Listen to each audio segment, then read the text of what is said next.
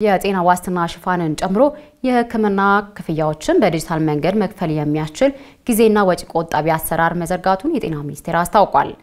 በመላ ሀገሪቱ የሚገኙ ከ7000 በላይ ጤና ኬላዎችም በዲጂታል ክፍያ ስርዓቱ ተጠቃሚ ይሆናሉ ተብለው መለየታቸውን ተገልጿል።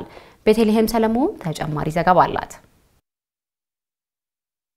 ማህበረሰቡ ለጤናው ትኩረት እንዲሰጥ በሚል ሰኔ 13 ቀን 2015 ዓ.ም በሀገር አቀፍ ደረጃ በሳይንስ ሙዚየም በይፋ የተጀመረው የጤና ኤግዚቢሽን መርሃ ግብርን ከመላው ሀገሪቱ የተውጣጡ ከ70,000 በላይ የተለያዩ የማህበረሰብ ክፍሎች በስፍራው ተገኝተው እንደጎበኙት ጤና ሚኒስቴር ገልጿል።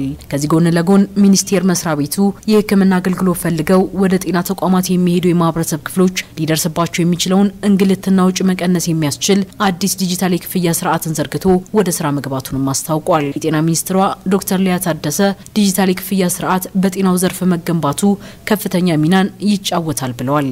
These digital technologies are playing crucial roles in both. ይህ ዲጂታል የክፍያ ስርዓት በጤናው ዘርፍ የሚስተዋሉ በሽታዎችን ቅድመ መከላከል፣ ተላላፊ በሽታዎችን የመለየትና የመረጃ አያያዝ ስርዓትን በማዘመን ረገድ ዘርፈ ብዙ ሚናን የሚጫወት ነው። በተለይም ኢትዮጵያ በ2025 በጤናው ዘርፍ ለመገንባት ላቀደችው ዲጂታል የጤና አገልግሎት እቅድ መሳካት የላቀ ሚና ይኖረዋል። Accessible and equitable care.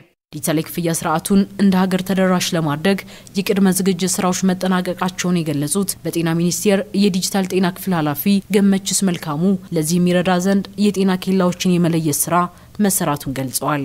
እስካሁን እንግዲህ በብዛት ከተማ አካባቢ ያሉት ስፔሻሊ አዲስ አበባ አካባቢ ያሉት ተጠቃሚዎች ያው በተለያዩ ቴክኖሎጂዎች በመጠቀም ክፍያ መፈጸም ጀምረዋል። ያንን ግን እንደ ሀገር እስከ ጤና ኬላ ድረስ እስከ ገጠራማው ክፍል ድረስ ያንን የማስፋት ስራ እያሰብንበት ነው ማለት ነው። ለዚህም ይሆን እንግዲህ የራሳችንን ሲስተሞች ወደ 7800 የሚሆኑ ጤና ኬላዎች ላይ ኢምፕሊመንት አድርገናል። ከዛ ሲስተም ጋር ኢንተግሬት የማድረግ የክፍያ ስርዓቱም ከኛ ሲስተም ጋር የሚናበብበት ሜካኒዝም ላይ ለመስራት ነው። አሁን እነዚህ ፋይናንሻል ተቋማትን ጠርተን ከነሱ ጋር ዲስከስ እናደርጋለን። የጤና ዋስትና ሽፋንን ጨምሮ የሕክምና ክፍያዎችን በዲጂታል መንገድ መክፈል የሚያስችል ጊዜና ወጪ ቆጣቢ አሰራርን በዲጂታል የክፍያ ስርዓት መዘርጋት እንዲሁም የጤና ሽፋንን ተደራሽ ማድረግ የመድረኩ ዋና ዓላማ መሆኑንም የጤና ሚኒስትሯ ዶክተር ሊያ ታደሰ ተናግረዋል።